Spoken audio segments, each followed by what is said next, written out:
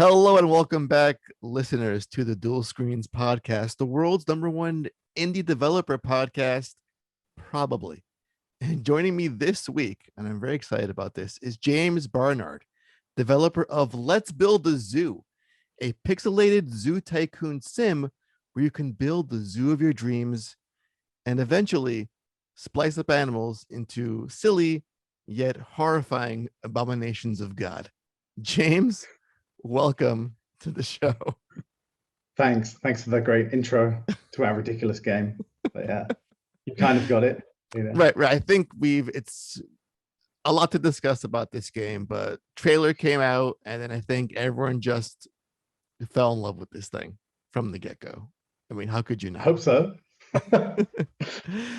So I think a proper lead-off question is, I was reading the game description on Steam and some of the features with the splicing specifically, how you can have up to 300,000 animal, I guess, types or combinations or outcomes when all is said and done. Is that an accurate figure? That is an accurate figure. It's a little bit more than that. Sure, I could imagine. So with that in mind, I want to ask you, what is it like having already won Game of the Year? Your game, as far as animal count goes. Game of the year, just Game of the Year in general, across the board. This is just it. This is going to be it for us. Nothing can surpass this, I feel. If you actually have this conversation with me in 6 months or 7 months, and it's actually true, then I'd be amazed. I mean, it would be wonderful to actually for it to do well and stuff would be quite incredible. Right. I mean, we're just making a thing we just love, and we just laugh all the time about the stupid things that we put into the game. You know, it's like the idea of crossbreeding animals and cutting all their heads off and gluing them onto each other. It's just a sort of flippant remark. You know, we could do that. And and I'm like, yeah, I'll code it. And then I stuck it together. And then we didn't really realize the kind of stupidity that we'd unleashed by doing that. But then the worst part of it was that I thought I could kind of procedurally stick them together, like align the heads to the bodies, like, oh, you just do one of each kind of body and then it will kind of work. And then the artists were like, no, this is off by 1 pixel. I don't like it. So they're physically going through 300,000 animals and hand checking and moving them 1 pixel at a time. And every week I'm like, do you want me to write something to make it easier for you? And they're like, no, it's okay. We'll get there. And I'm like, this is really bad because we want to add more animals. And if you think about it, it was stupid because it's an exponential math problem, right? Like if I add one more animal, it can then crossbreed with all those 300,000, right? So you just get double, you know? So suddenly they got to do another 300,000 variants just by adding one animal. So yeah, it's a bit of a problem that. So I'm hoping that we can find some magical solution. Yeah, that's dedication, because I would imagine it's like bad Photoshop at first, like, oh, it's like a pig head on like a monkey. It doesn't quite feel right or look right, but it just looks silly. So it's kind of charming and endearing. But if you have your artist actually going in and making it look like a real animal of sorts. Well, they just want it to look as good as possible, because like a giraffe on top of a rabbit, right? Like, you know, you can kind of get the socket. So I have like a socket point on the top of the head. Sure. So we have these abominations where you draw the animal without the head. You draw the head without the animal. And so that looks horrific in the first place. But then you pick a socket on the neck of the rabbit, and then you pick a socket on the bottom of the giraffe neck, and they're supposed to lock onto each other. But then the artist will be like, but it's sticking out by 1 pixel. You can never do all that kind of stuff correctly. So they're being very perfectionist about it, which I appreciate. I personally would never be able to spend my life looking at 300,000 animals and then editing the code and moving them, because I never even built a tool. That's the worst thing. They like have to run Visual Studio and then they type numbers in and then they, you know, hit run again. Thankfully it's in Visual Studio in the C#, so you can at least change it while the game's running. But yeah, dedication. And I keep on feeling terrible about it, and they keep on telling me to No, just listen, it's gonna focus be on great. fixing my bugs, It's gonna be great. It's gonna be great. So where did this idea come from? Because we've seen typical zoo tycoon kind of sim games where it's like you run your fantasy zoo, you build a theme park of sorts. It's all, attractions, people come in, you management, you hire staff. But then this goes with a few more layers deeper with the splicing and how you acquire animals through maybe a black market. Where did all this come from? This mad scientist morally questioning game. Where did it all emerge from? I think so. My company is mostly, how do I put this without it sounding weird? It's mostly girls working in my company, and they want to make. They're like, yeah, zoo games. So we have the meeting. We're like, we might make a zoo game, and they'll get really excited. And to them, they're big like Harvest Moon fans and things like that. So they want to make the cutest damn zoo game in the universe, And I'm more of I like things to be really dark and horrific and unpleasant. How do I corrupt this? Yeah, and that's it. So I'm sitting there working on it day in, day out, and the kind of joy is draining from my face because I'm making something so joyful. And then I'm just like, no, I can't take it. It's like, and at the beginning, it was very much a conflict of like, I want to do something really horrific here. And then the team are like, why would you do that? And it's like, because it's really funny. So, but the animal fusion was kind of an off the cuff remark from one of the artists. And then it was just a thing to carry it through. Because some of our other games, we have like procedural ways of sticking characters together. And I think, one of the artists said, why don't we do this with the animals? And it's like, yeah, we could. So that was not really meant to come across as dark. But I got really into that because of the whole CRISPR science thing, which is, so people say it's amazing. It's got this super science fiction element of crossbreeding animals. It's like, well, it's not really actually science fiction, right? It's the whole recent evolution of gene editing is pretty crazy.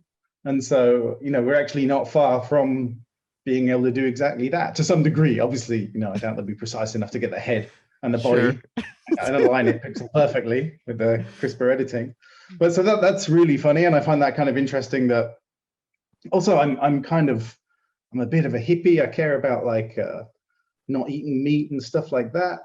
So to me, a zoo is morally questionable in the first place. It's like, it's not a happy, joyful place necessarily. There are lots of questions about it.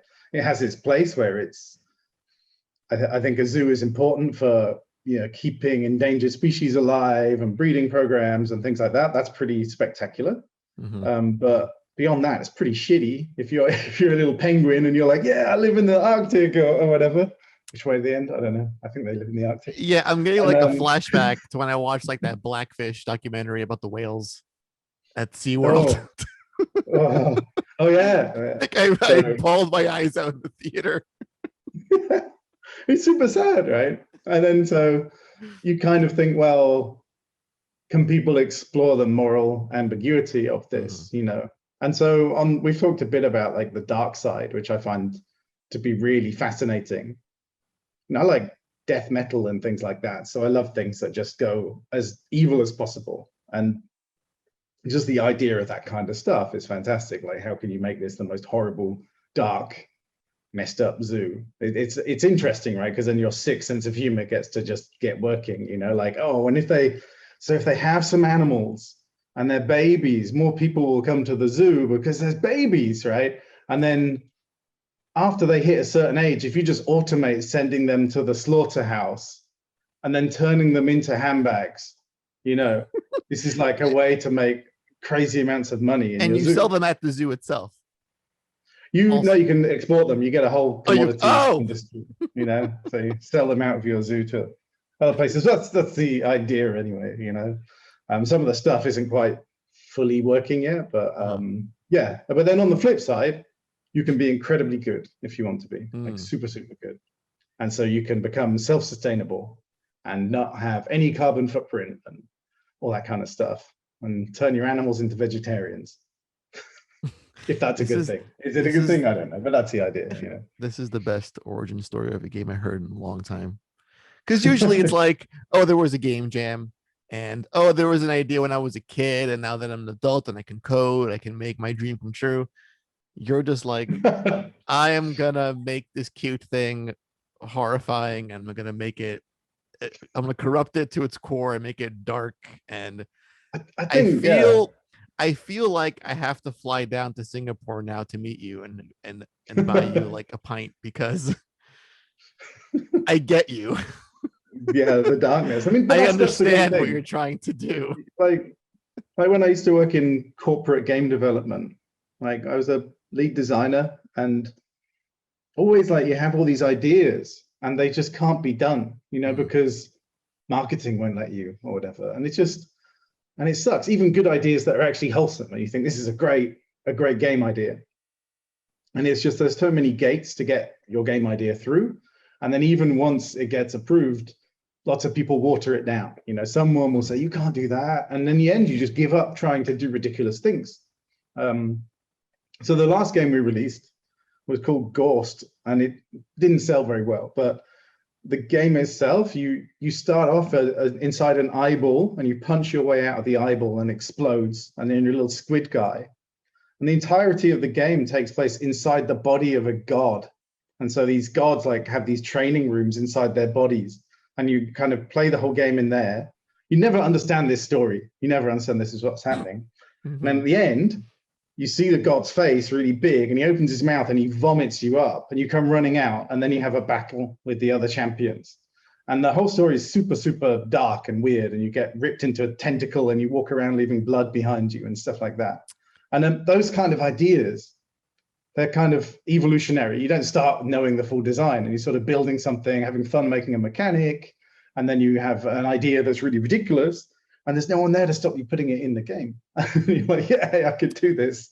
And so like that's something I find really refreshing about not being in a corporate game development situation, because you just can't do that stuff. You have to get a sign off before you write the first line of code on the basic concept, the vision of the game. You have your like vision statement or something, and then that's supposed to inform everything you do from that moment forth. But yeah, we don't do that, which is great. So we get to do just crazy stuff when we want Well, that's to. like So the indie game community as a whole. It's, you're allowed to do things that you can't conventionally do because you think about the core audience. Is it going to maybe offend someone? We got to be sensible in certain ways. And when you're on the indie side, it's all creativity, and it's, you're limited by your own imagination and what your budget can really do at the time. But then with a game like this, you have a publisher also, so you have someone that's validating your mind sickness while you're making this thing. So I sent out a document with a pitch to a bunch of publishers like a year ago or so. And they all replied with like, no, if they replied at all. No one was interested in the game. Then I spent a bit longer on it, and then I sent out a kind of more polished version, and then suddenly everyone said yes, And so it was an amazing switch. And I think it had the morality in the document. It wasn't really in the game, but the game just looked great. You could zoom out and see like thousands of people walking around a zoo, a bit like the trailer. And so I think that's really what sold it to people, the publishers. But yeah, some of the publishers didn't think that the morality was a good idea. They were like, we think this is maybe going too far, and maybe it's going to upset people, and people just want to play a nice zoo game, and they just want to play like Roller Coaster Tycoon or Theme Park, but as a zoo. And why do you have to put all this dark stuff in? People won't be interested. And I think obviously now it's launched and people are talking about it, there's quite a lot of people that just jump onto that. I'm going to make the most horrific, messed up zoo I can. Right. And yeah. And I was watching some like Planet Zoo video where some guy is making the most inhumane zoo he can, and he's just making all the animals die and starve. And I'm like, yeah, like I want to make a game where because I realize a lot of sim players do that kind of stuff, right? Like I do it. I want to test the systems and see what breaks the game. Right. And so the idea is like, well, what if you reward the player for doing that? You let them do it. It's fine. It's not a bad thing. It's not like once you start screwing over your zoo, you're heading for game over. It's like, no, once you're doing that, it's like you're playing Knights of the Old Republic, and you're picking your kind of direction, your morals, and you're getting dark side or light side or whatever, So I just don't understand. But like this game, it writes its own headlines.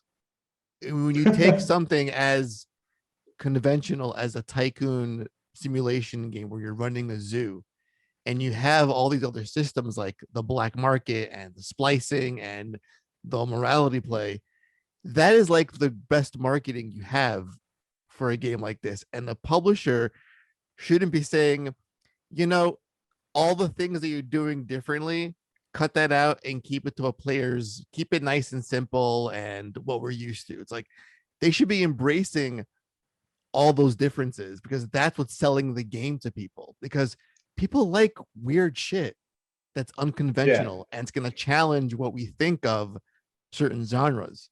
And this does yeah. it on such a whole intense level. And it makes me sad that a publisher would be like, you know what, this isn't good for us. It's like, it's not safe enough to take a risk on, so we're going to pass. And now look I at mean, it. Now No it's More like all Robots, over the place. thankfully, our publisher, No More Robots, they get what we're trying to do, Right. so it's all good. But I think even with them, I think there's a like whenever we work with a publisher, I learn so much, because as a self-publishing company, we publish like loads of games on our own. Most of them sold like nothing. You kind of don't learn about your blind spots. And I think one of the things that's interesting is that it's about having a singular message. So a lot of the time our games have lots of different ideas in, and we kind of have a very confused marketing message as a result. And I think No More Robots were very, well, Mike, the guy from No More Robots, he was trying to pick the main thing to focus on, to put out as a message. And for him, that was splicing. If I'd have marketed the game, I probably would have picked morality. And I think he made the right choice, because splicing is a big headline and the 300,000 animals sounds really cool. And so I think I was on the wrong side of what would have sold the game. So yeah, that's why publishers are better than me on my own, I guess. So what does a gameplay loop look like in a game like this? When I first boot up the game and I'm building my zoo, walk us through what that looks like on the gameplay side. Well, I think there's been a few live streams of it, but we're still figuring all that stuff out to some degree. But I think we finally nailed the first like 30 minutes of the game, which really is determining the loop. So I wanted to make it very freeform. So currently I'm not aiming to build a scenario mode, but it's also not really a sandbox game either. It's the structure I looked at, which is a bit strange. I looked at Forager a lot. I really like that, the way that game feels. Specifically the idea that if you want to do something specific in Forager, I mean, the objectives, I don't know if you played the game, but as you unlock land, the land has like new objectives for you, and it'll be randomized which order those objectives come to you in. It's not like that, but it's more like there are many objectives in the game. They're all available to you, and you can pick one you want to do, and you just focus on it and zero in on that. And there's a whole game spiraling off that. And occasionally the game will say to you things like, people will turn up and they'll complain about things, and that gives you an indication that you should deal with that thing if you want to make those customers happy. But maybe you don't care about that thing, right? So you just don't. The people are going, oh, the animals are thirsty or something, and you just don't care, because you're quite happy for your animals to be thirsty and die, because you're going to turn them into handbags anyway. Right. So right. I think you want it's that about skin nice and loose, so when the time comes, you can overfeed the animals and make them fat, so you get more handbag material out of them. So that's that's a good bit of the design. So I really wanted the player to feel we're still trying to make this work, because it's quite a big kind of goal.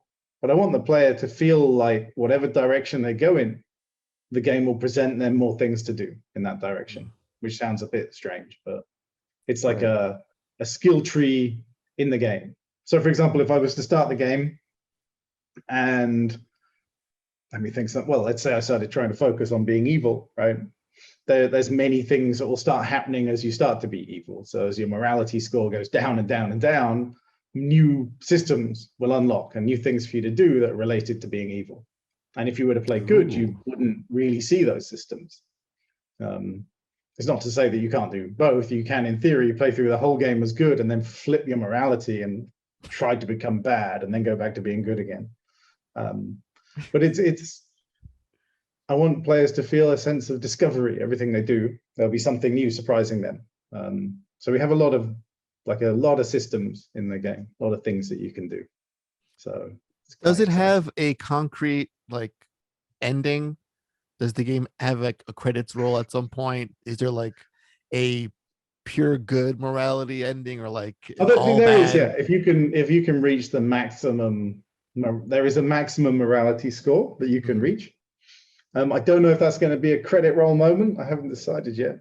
I do like to have credits in games. It makes you feel good. Mm-hmm. You see the Seeing your name roll up there, we made this thing. But no. I think the first time I put, like, we used to make mobile games. That's what we started when I left like AAA, and we did mobile games. And so we used to have credits in the options or something, because those games never end, Yeah. And then when I first made a console game, I kind of forgot about credits, just didn't put them in. And then I remember, I think it was Ghost actually, when I was working on that, I was like, oh, it needs the credits. And I put it in. I just remember suddenly it felt like a real game. Like when it finished and the credits rolled, I was like, oh, wow, that's like a proper satisfying end now. I feel like the game's really finished. And yeah, so credits are great. So we'll probably put some in just for that. So you feel like you've achieved something. Not so I can have my name in everyone's screen. That's not, that's not the reason. We actually, with our credits, we take everyone in the company's name. And every time you watch the credits, we randomize the order. So it's not like, James did this and Christine did that. It's just all our names in a completely randomized order. So, who knows? When you're playing the game at home, if you're on the development team, you're like, yeah, I'm on top. I came first in the credits, So that's... You should splice the names and the roles to make a whole bunch of... yeah, splicing. Yeah. Now, when you talk about the going down the evil path and how things open up for you the more evil you are, it sounds to me that's like the more entertaining portion of the game, because I feel like most people who can't be truly evil in real life will go down that path in the game. That's what I do most of the time. Yeah. How do you balance that with the good moral position? Well, actually, we have fun. We have an Excel, and it's every bad thing has to have a good thing to counter it, kind of thing. So it's just like if there's 15 evil buildings, then we need 15 good buildings. The balance isn't exactly the same, but it's a good kind of... It's a good thing to keep you on track, because obviously it's way funnier to come up with really evil things. But we locked one of the game's major systems into good, and it's a really fun system. So the good side is actually probably going to be better than I would have originally anticipated. So all the kind of like carbon neutral stuff means that you get to become self-sustaining. So there's lots of kind of growing things and all that kind of stuff on that side, which is interesting to a lot of people, I think. So you can build a kind of good, wholesome industry, or you can build an evil industry. Up to you, really. I mean, at the end of it, the hilarious thing is you don't even really need to have a zoo. It's up to you if you keep it as a zoo. People will come or whatever, and but you don't. That's the kind of great thing about the game, is that you can take it in any direction you want, or at least that's the hope, At what point do you have like a Dr. Moreau thing going on where you're splicing people with the zoo animals? Did that ever cross your mind? That's been talked about. I'm neither going to confirm or deny. Oh, that boy. Is going in the game. Oh boy. It's got some complexities to it if we were to go down that road. Doesn't mean that I don't think that's a good road to go down. Yeah. Let's see. I mean, I'd like to see that. I mean, that's science fiction. I mean, some of the best science fiction films of the horror variety involve putting human DNA and animal DNA together, like The Fly. Is it science fiction? Right. Is it? Is it where we had like for years people have been trying to grow organs for humans on like the backs of pigs and stuff like that, right? So it's not. It's science fiction from a visual aspect, but it's not science fiction from an actual. And that's what I find interesting about this stuff. People are, oh, it's so ridiculous, but I always love it when there's like a layer of You Truth pretend to it. something really stupid in a game, and then you're like, Yeah. actually, it's real, but you never realize. You never thought about it in that way and thought that actually this really happens, right? And I find that stuff fascinating. Kind of. Yeah, I feel like when you look at a game like this, you wonder, it's either how far are we from doing this, or are we doing this now and no one just knows about it? It's all being kept like it's all in a lab somewhere that no one knows about, top secret. Yeah, but you know they've made glow in the dark rats, I think it is, by isolating the gene from like phosphorus algae, or I don't know what it is they've done it from, but they've got they've isolated the gene that makes jellyfish glow or something. I can't remember what animal it is they took it from.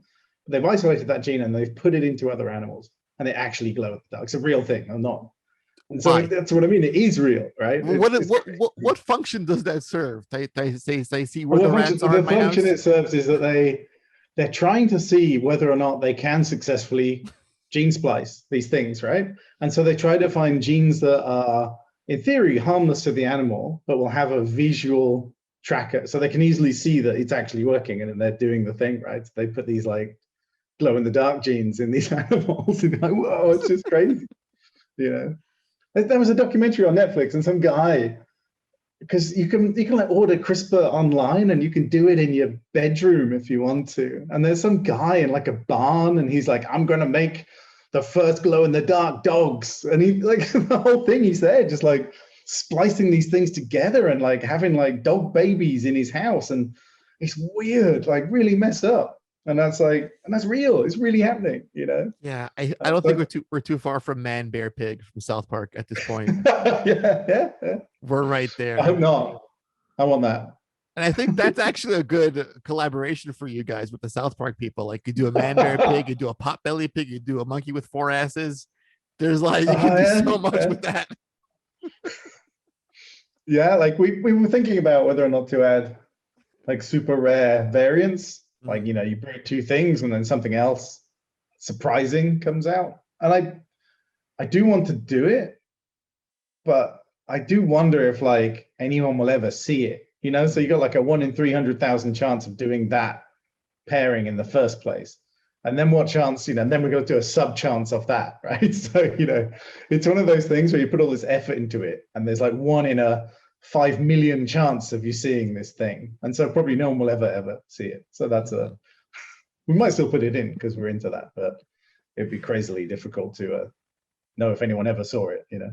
What are the benefits to having like a crossbreed creature or a splice creature in your zoo? Is it more like for the attraction to boost up your attendance and get people to get the rubes in the tent, as it were? Yeah, I mean, it goes back to that. It's exactly that. The freak shows of yesteryear, right? Like Werewolf Boy or, you know, Lobster Hand Man or whatever. It's that kind of, you know, bearded lady, all these like freak show things, right? Like, whilst we have moved on as a society a little bit, not really very much, not as much as we should have. You're right. I still think that people would love to stare at freakish things, you know. So that's the idea that, you know, once you get some freakish weird thing, everyone's going to turn up to stare at it, which is, you know, if YouTube has taught us anything, it is that, you know, the view counts on things that are a bit weird are crazy. People love it, right? So that's the idea. Anyway, your customer count will go up with people who are being a bit freakish. And I haven't really decided yet how that will impact the kind of people that come to your zoo, but I think it will probably have some impact. So maybe if you have all freak animals, you'll get the weirdest people of society turning up. You know, maybe that's not a desirable result, but I mean, that's a tough thing. You have all these ideas about how you want the simulation to play out in the game, and you start writing it down like this should be the result of this, and that should be the result of this. But then balancing all the numbers, so that's actually what happens. It's never that easy. You know, just making it so that we can feed the animals in a predictable way and then not die and starve is hard enough. But yeah, making all these simulations work together is certainly challenging. Would like a PETA at one point show up to protest your maybe there are some little protesters that walk around, or would you win like a Pulitzer Prize for like best science award or whatever the hell for like this breakthrough of making these animals exist? I mean, I think like It's we've got a noteworthy. lot of ideas of things that we really want to put in, and some of those things are in. But as we kind of close in on actually finishing Mhm. the main content of the game, which is sort of the main loop and stuff, then we can, even post-launch, just carry on adding more and more moments like that, because they're quite easy for us to drop in.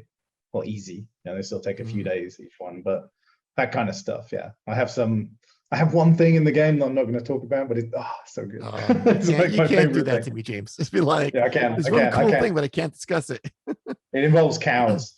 Just collect a lot of cows. Oh boy. Anyway, that's probably already given it away. Cow level confirmed.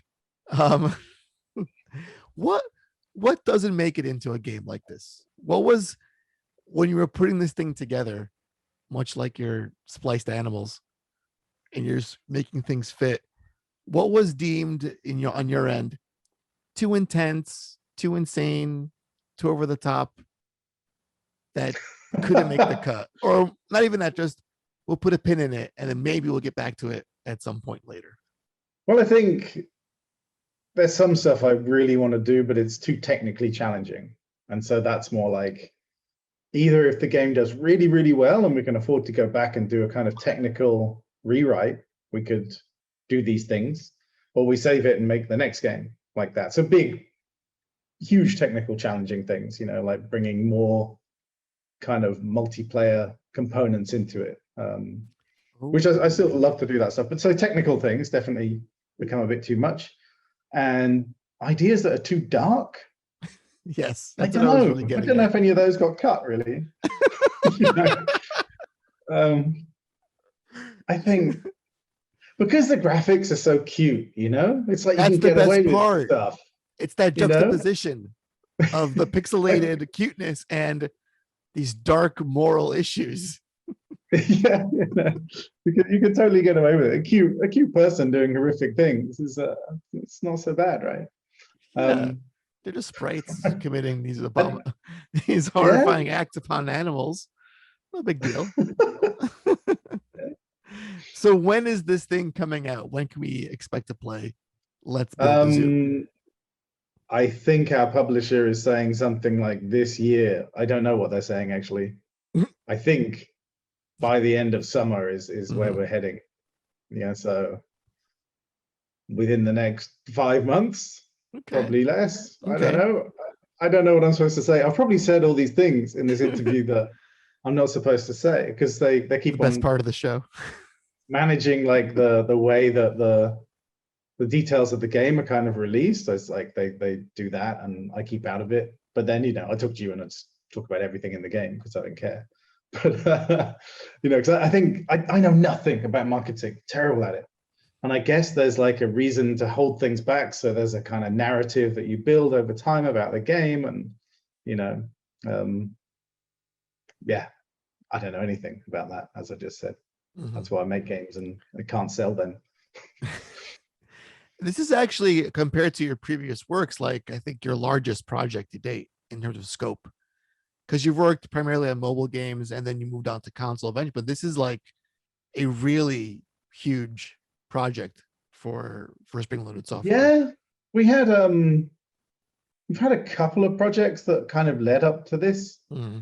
So I did a kind of arcade city builder thing on mobile that was also supposed to be on console, but we kind of haven't finished it on console. It's still sitting on my hard drive. And some of that code was actually used as the base for this game.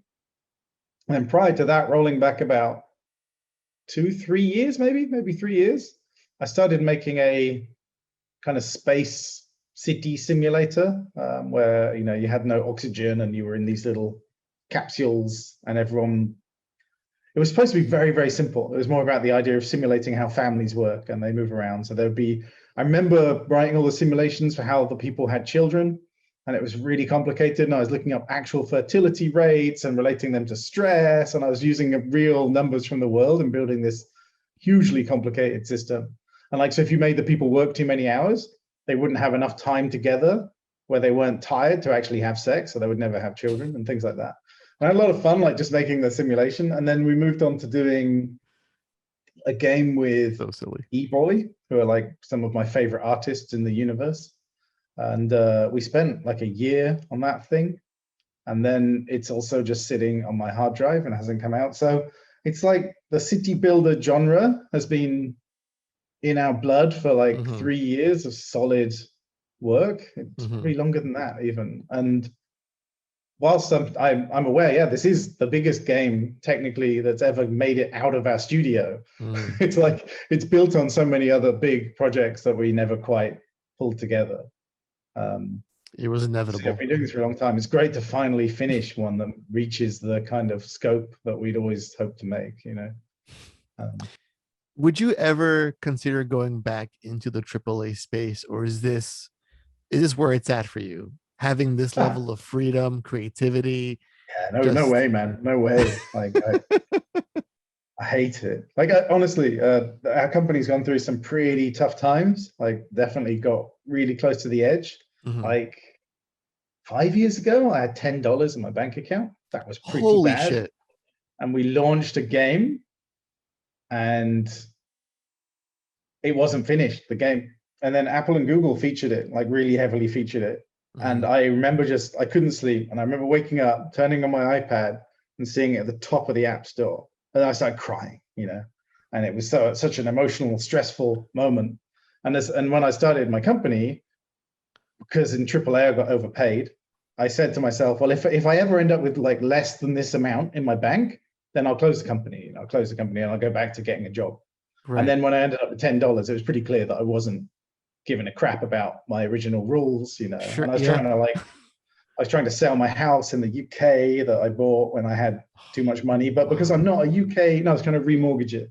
But because I'm not a UK citizen anymore, I couldn't actually get another mortgage. So then I was thinking about selling it. But yeah, super crazy. So we've gone really deep into the darkest places. And I always thought that if it did actually get as bad as it possibly could, and I'd have to close the studio, I don't know if I'd want to do games anymore. Like I love it so much. It's like my favorite thing in the universe. And so going back to AAA and being told what to do and having to like lose all that freedom, it would just kill me, man. Like I remember how much it killed me before. Right. And now I know how to run a company and actually make games and release them.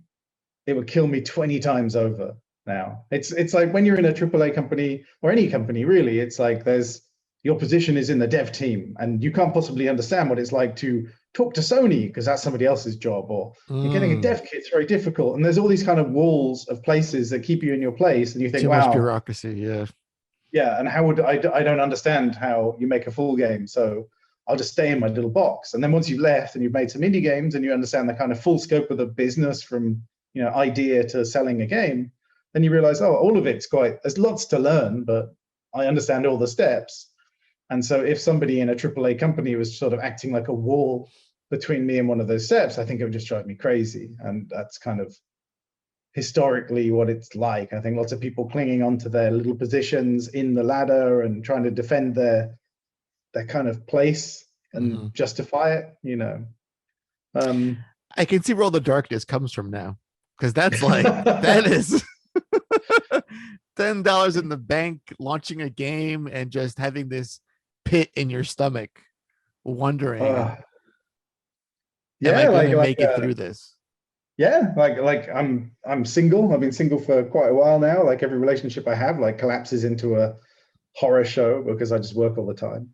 Like my last girlfriend, she said to me, "I'm dating the back of your head," because I'm just there like programming at the weekends, And so I think there's that thing, because I live in this constant fear that I'm going to have to go back and get a job or something, and it's like, that terrifies the shit out of me. So yeah, I work all the time to try and make that not happen, Yeah, you see now, and you take all these headlines on like the Polygons, the GameSpots, the Kotakus, it'd be like, "Hey, ex-girlfriend, the back of my head brought me here." All right, you try to keep me down. Well, there was one girl who was like, I just remember she was, I see this terrible boyfriend. That's why I know that. That's why I'm single. I should never date anyone. I just remember her saying, I'll put up with this relationship with you working, and because one day it'll pay off. And then when we broke up, she was like, invested all this time, and I never saw it through to the time when, you finally have this hit game or something. It's like, Yep. Oh well. you know, It's horrible, absolutely fucking horrible, to be honest. yeah, I don't patience. know why I'm making It's a light of virtue it. for a reason. She could have stuck it to the end and could have been here today, walking around the background in this very exact interview, waving at the camera, just beaming with pride. Yeah. No, I don't. I don't think I would have finished. To be honest, I don't think I would have finished the game. Like I think that's what It's a lot to ask. You have to put your whole self literally into a project like this, because for an indie dev, and we've spoken to countless developers, it's all about getting it done. You can't let anything. I think it's a distraction, but you have to be hyper focused. So it's like a tunnel vision thing. You have to like eat, sleep, and live the project. I mean, I'm a little bit different because I eat, sleep, and live projects. Projects, yes. Yeah, like to me, my idea of relaxation is to just work on a different game. Wow. So I have I think in the company we've got like 7 games in development or something like that. That's wild. But if I watch TV or I play a game, that ends up feeling I can only do it for like 30 minutes, and then I start feeling really weird, and I have to stop and go and work. Which I don't think any of this is healthy. I think this is like a kind of an amalgamation of like 8 years I've had my company, an amalgamation of 8 years of just feeling that fear of failure. So you're like, okay, I've got to work on the next thing. I've got to get the next thing ready, because that's the only reason that we survived. Surviving for 8 years without really, we had like 1 hit at the very start, but surviving for 8 years without really any money is just the only way we've done that, is like shipping game after game after game. So yeah, not fun. Yeah. but then at the same time, I somehow find it fun. Yeah. Every day I make something. By some miracle you do, and we're really glad for that, because now we have this amazing thing to look forward to, hopefully in the next 5 to 6 months. I think a good compromise is you not going back into AAA space one day, but maybe even just consulting. Because I think AAA needs to be shaken up in a weird way, and ideas like this need to come through in a more big budget manner and allowed to breathe. like Returnal is interesting. I played it for an hour, I think, in total, and I couldn't take the fact that I couldn't make any progress and save it. But I like the fact that someone's taken, even though it's like just copying a million indie games, but I do like the fact that there's that in AAA. I'm sort of confused by the fact, isn't Deathloop like the same thing? Right. And so suddenly it's like, well, it's AAA's decided to commit to doing roguelikes in like really high fidelity, and then we'll do that, and then maybe we'll do some more weird shit later on down the line. PS5 is so weird. It's got Returnal, it's got Deathloop, and then even Souls, right? Like those 3 games are all super difficult, probably. Don't know about Deathloop, but I'm guessing it will be, right? And it's like my PS5 and me, we're just like, we look at each other longingly, waiting to connect in a loving way. Astrobot, we shared a moment there. It was lovely, but it was that's a good moment.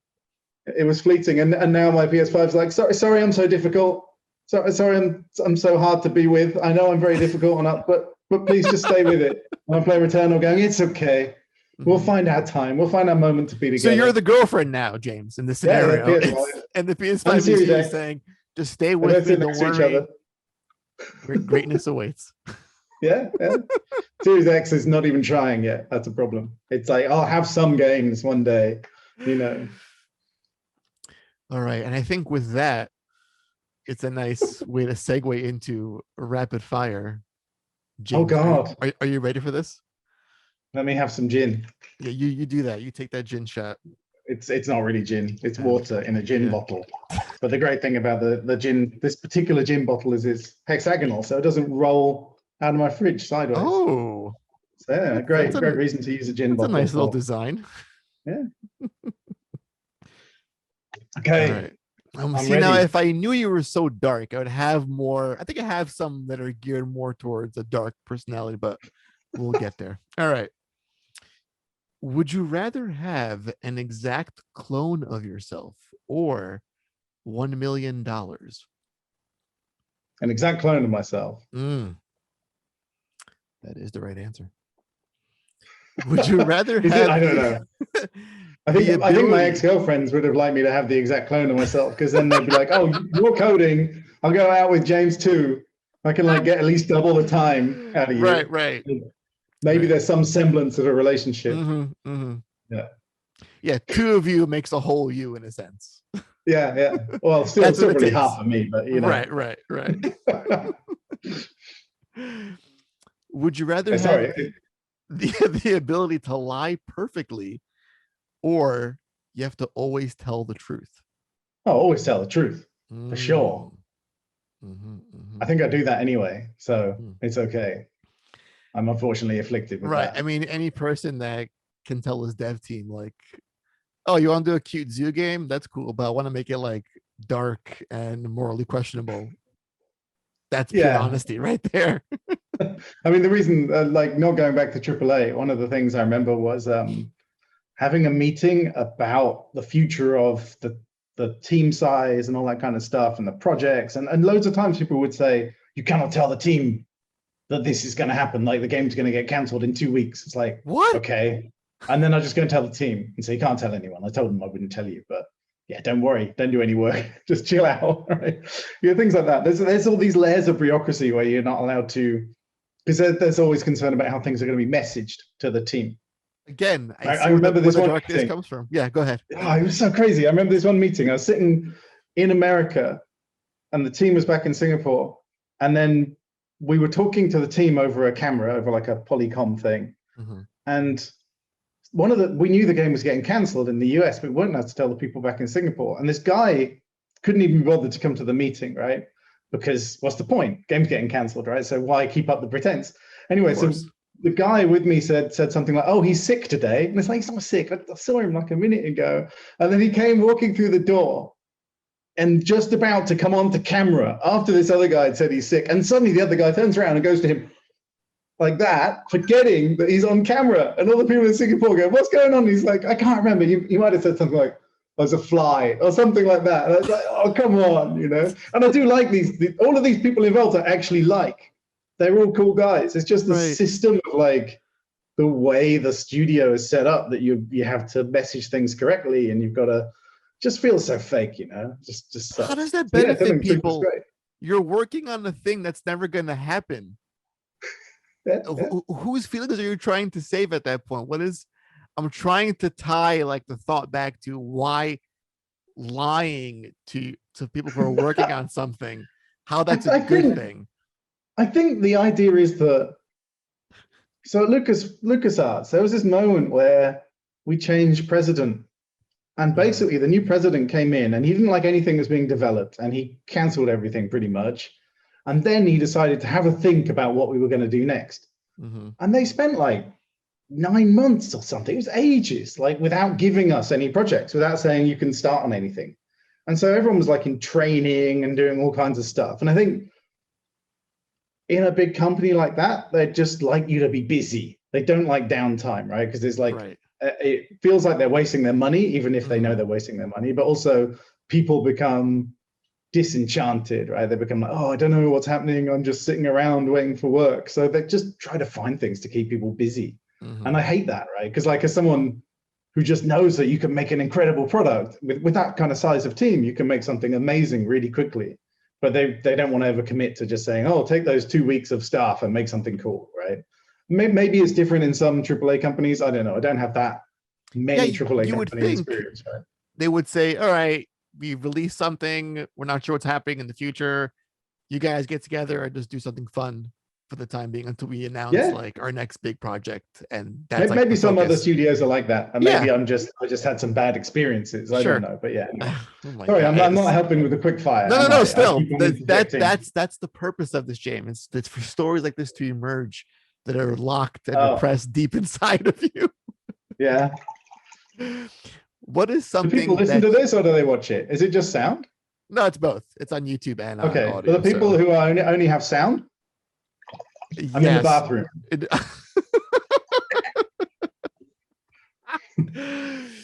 Not the first time we had an actual guest go to the bathroom on the show. Oh, really? So, oh, wow. Yeah, there's that.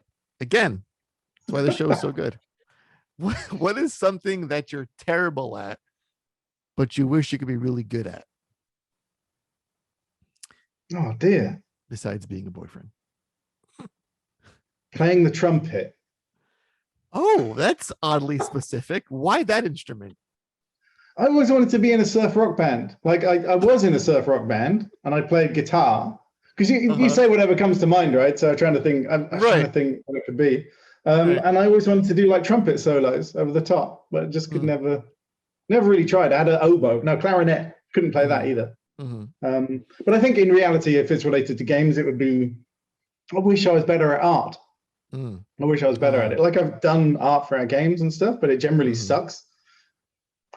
I don't think it's fair to say that I super suck at it. I think anything, if you just work at it, you can mostly get good at it. Like I was talking to some kid the other day. He appeared in my terrible Twitch stream, like the one that, 2 people watch every time I do it. But I do it so that I feel like someone's watching me, so I can't take a break from coding.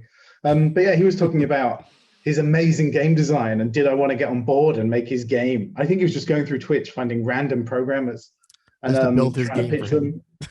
Yeah, and it was some card game, and then he linked me the rules, and he'd written all these rules like super detailed in a document on Google Docs. Right. And what was weird about it was he said he'd spent years making this game, and I said, like, well, just code it yourself, man. Like I know that it's hard, but if you're putting this many years into it, and he goes, oh, my brain doesn't work for programming, I can't do it. And it's like, I get that, but you can. Like it frustrates me when people say they can't do things and then they're just looking for a shortcut because they can't be bothered to learn things that have been done by other human beings before. It's like I can't fly. Yeah. Well, yeah, you can't. We can't do that, but we can code.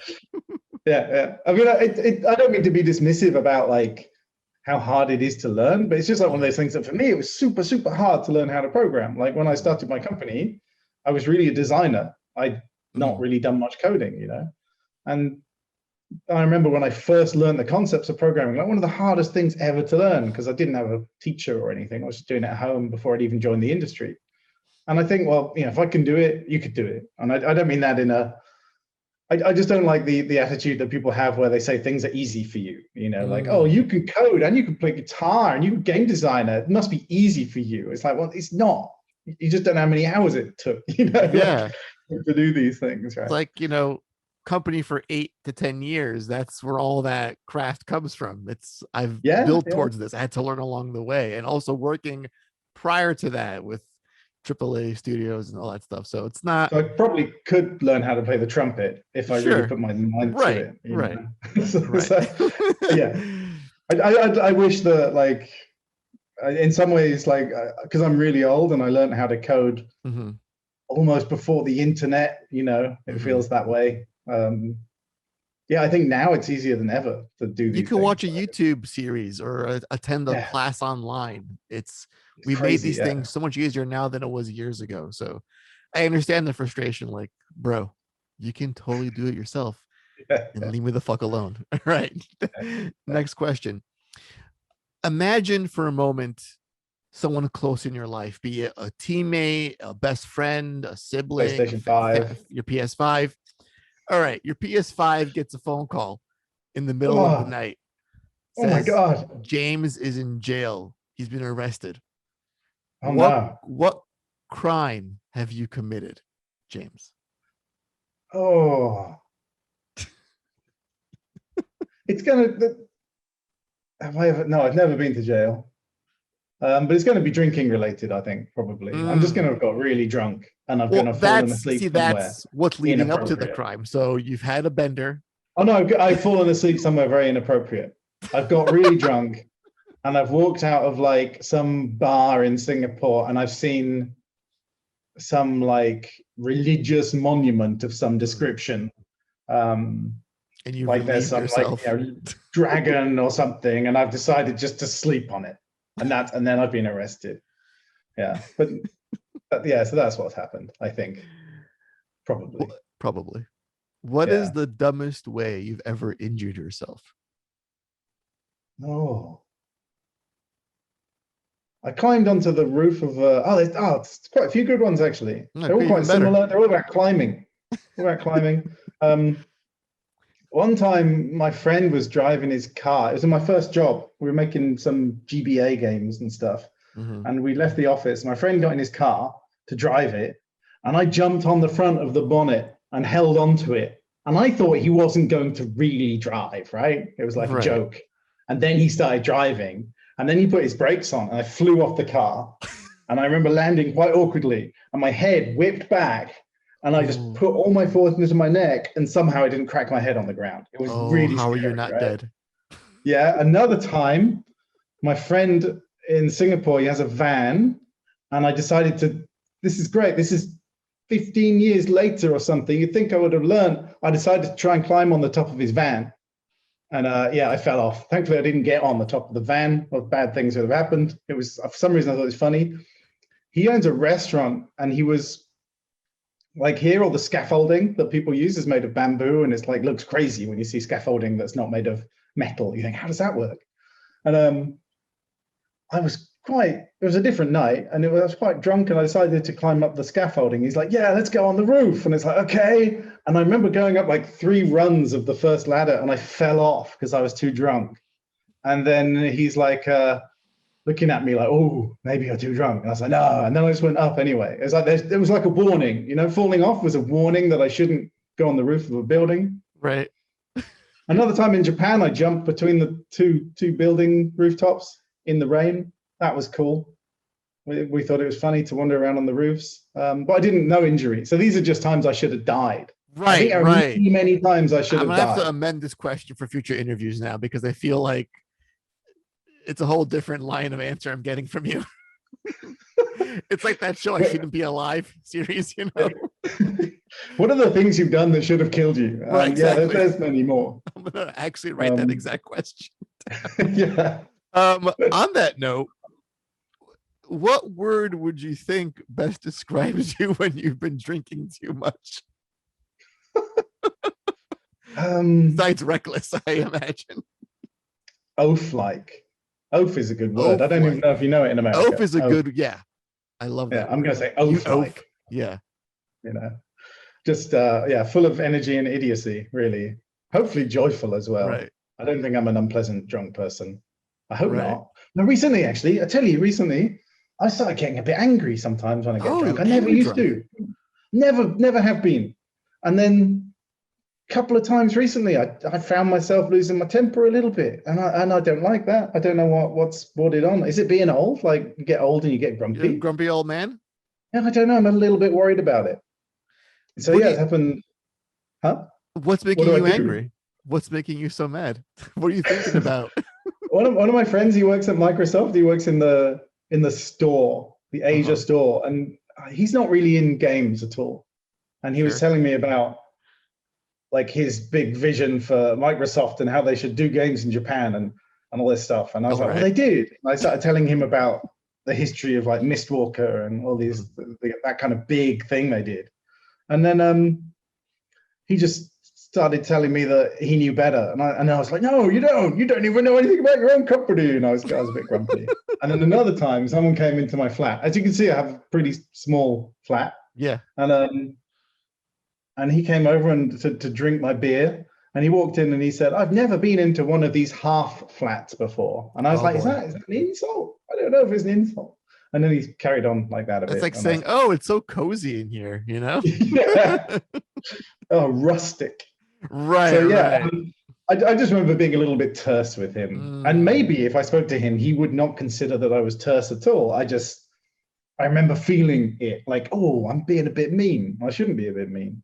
So these points of me getting angry, they're just me expressing myself in a very direct way. And it's not really anger. I just don't feel good about it. I'm used to being more like, oh, happy, nice. You know? I think when you've been drinking, you realize that you have a lot of oafs in your life, and then that the anger from that comes forward. Yeah, that's true. But I do think it's a facet of maybe like recent stress to do with like game development and stuff. Like I'm definitely so at one point I was trying to pitch a game to Game Pass at the same time as building the zoo game. And I was trying to pitch something else, and so I had like 3 projects on that I was trying to juggle. And in the end, like that was probably the most stressful bit. And in the end, with the Game Pass folks, I just had to stop talking to them because I couldn't get it done. I just had to like stop and focus on one thing. And I think it was around there that I was getting a bit antsy with people, you know. That's actually, I want to like do a quick pivot What is that process like? Pitching a game specifically for Game Pass? Is that like different than a conventional game pitch? Like, is it how do you structure that makes it seem like this is a good fit for this service? I think I don't really know. That sounds stupid. I don't really know. So glad I asked. I've been trying for ages to like do that, because I think, as terrifying as it is, I believe that the future of our industry is going to be through services like that, right? Mhm. So if you're not in those services, you're just going to not make any money. Obviously, you know, I own an Xbox and I don't buy games anymore. I just have Game Pass, right? And I assume Right. if I want to play a game, it's probably going to come to Game Pass. Have to really, really be into it to buy it. So I think looking at that future, it's really important to me to get onto those services, right? So I spoke to Microsoft a few times, and eventually somebody did talk to me about it. I think the only thing I discovered out of it really was that they're looking for things that they don't really have on their catalog. So things that are different and are unique. And the bit that concerned me a bit was, but it makes sense. This is the way it is with publishers sometimes, like mobile publishers and stuff. Well, platform holders, actually. So like if you want to work with Apple and they're going to have a meeting with me, they would say to me like, well, our meeting with you, James, is great. But if you were representing 20 games, it would take the same amount of time for us to talk to you and the same amount of investment. So it's the same cost for us to get 20 games and one game, right? So same with, actually it was Google who I was talking to about that, but it's the same with Xbox, I guess. They would rather sign a few games than one game, because then it makes it more cash efficient for them, right? So there's no real process. I was just trying to pitch my game, and if ever I get a game on Game Pass, I can come back and tell you about the process. Oh, I'm sure. Yeah. Sure. You know, but for now, all I know is it looked like it was going okay, and then I just hid because I couldn't deliver a demo, and that was it really. Which is to play on the whole splicing and just terrifying science fiction creatures of Let's Build a Zoo. Would you rather fight 100 horse-sized? No, sorry. Would you rather fight one horse-sized duck or 100 duck-sized horses? That's the best question I've ever been asked in my life. Okay. Where am I? This is an open field. Open field. You got plenty of space to really. There's nothing around me that I can use. There's not like trees that I can climb, or you're in your half flat. I'll go in my half flat. Oh, then I've got tables and things. So I think the smaller ones I can climb away from, because I don't think a small horse can climb up things. So I think it's easier to escape. I don't want to have to kill any of these things, you see? Right, but the duck, his beak's going to be piercy and breaky, you know? But then ducks are really cute, right? Yeah. Big duck would be quite cute, I think. And then I'll hug him. And maybe it's okay to die that way. Right. Just gently welcome the eternal sleep as his beak gently caresses my skull and crushes it into a pulp. Plus I hug him and feel his soft downy feather. After all, you know, they used to use duck feathers in luxury pillows, right? So, well, that's even more reason to fight the thing. That's like endless pillows and blankets. Yeah. Yeah, the value. But I don't want to kill him. I want him to live forever. I'm not going to kill any of these animals. Or you could tame him, and he'll be your magical animal friend. Ride him around. That you can be as a mount. Yeah, that'd be great. Be like playing joust. I'll be riding this giant duck around the town with a top hat and a monocle. Yeah, that's what I imagine. Hello, this is just me and my duck. It'd be wonderful. New hit series on YouTube. Would you rather be a reverse Centaur or a reverse Merman? So it's the top half is the animal part. You got your human legs going on, but your upper body is a horse or a fish. Which of the two would you rather be? Okay, it doesn't make sense to be the fish. It makes no sense, because a fish, you got to live underwater, and then you got crappy human legs to go around with. Human legs are not made for swimming, right? makes no sense to be that way. So I'd have to be the other way. At least that sort of works, right? Like, it's still crap though. I mean, Right. you'd have these really powerful front legs, Mm-hmm. right? And then you'd have your crappy human back legs, but at least you know you can make it work. You could cut off your human legs and replace them with wheels, and then give him back his power. You know, the front half could have all the power. I think that could work. All right. Put a lot of thought into that answer. I love it. What is a body part you wouldn't mind losing if one of these accidents ever had like some really real consequences to your body and something came God. off? What would you be like? I'm okay with that. Yeah, I mean, there's an answer I don't want to say. Being single, you know, maybe there's one useless part of my body. But but no, I'm not going. That's not my answer. My answer is going to be well, obviously, you're going to pick the smallest you can get away with. In a question like this, you want to push the rules. Like, is a toe acceptable? You know, is a finger? Is that a body acceptable? part? It is a part of your Yeah, body. you know, if it's a full limb, if we're talking arm or leg or head, I guess it would be a leg. I think you can get pretty good robotic legs now. I think that's okay. I think that's the one you can lose. For anybody watching who's lost a leg, I'm not making light of the terrible thing that you've gone through and the terrible ordeal you've had. But that would be my choice, because you make it look so good. If you've got like a missing leg and they walk around, it looks. You see people operating. Yep. They make it look like it's okay. It probably isn't okay. But I was watching this thing about bionic limbs last night at like 2 a.m. on YouTube because I fell into a weird hole on YouTube. Oh yeah. And I was like, these things look so interesting and cool. Like, it makes you want to wish you were missing an arm or a leg. They look so badass.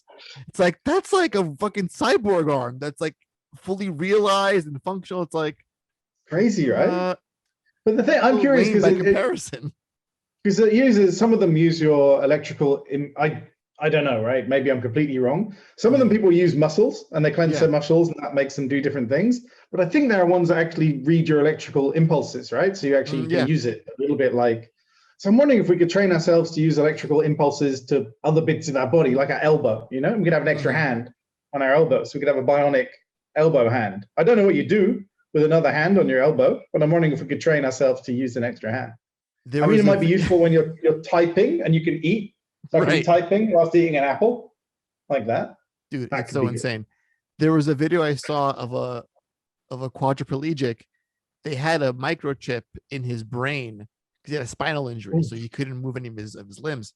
So they had a chip in his brain, and then this thing attached to his arms to a computer. So essentially, the signal from his brain was going to the chip into a PC, which made his arm move. Like, it read the signals. Wow. And I was like, that is so cool. That's crazy, right? Yeah. Anyway, moving on. Wow. Did you see the Elon Musk brain thing? Did you see that? Oh, I have not seen that. No. There's so it's pigs, right? They're doing it on pigs. Or is it monkeys? I don't remember now. But anyway, no, so I think it's a monkey. Anyway, so they teach a monkey how to play Pong. And then he's doing it with his brain. And he's like sitting there and he's like getting fed like a milkshake or something. And he's playing Pong. And then he's using the joystick with his hand, but the joystick, they unplug it. And then it's just playing the same. And you see that sometimes it like loses connection, but it's like, it's pretty amazing to watch.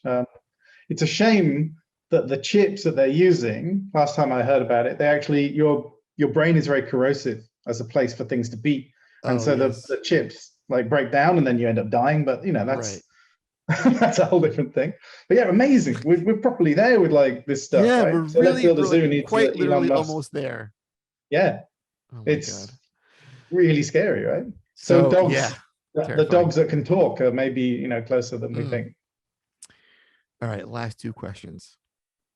I think it'll be fun ones, I promise. In the slow fire. Fun, but yeah.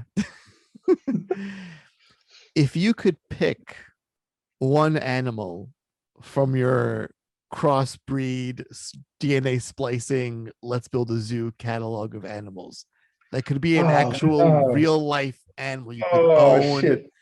Which one would it be?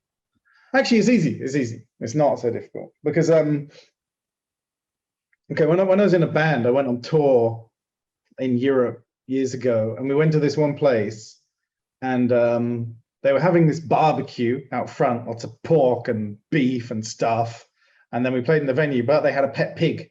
The pig was called Texas Motherfucker, and we slept like in the back, like in this horrible, shitty Like a name. caravans, and there were these spiders, like really big spiders everywhere, and it's horrible. I don't really like spiders. I woke up, but as soon as the sun came up, I was out of there, right, and sitting outside, and then I just played with the pig for hours, and it was just this incredible experience where I just realized how affectionate and loving the pig was. It was probably more loving than a dog is, and it was just so I felt this like deep love for this pig. And so ever since then, I've always really wanted a pet pig. If ever I get a chance to go near a pig, I always want to do it.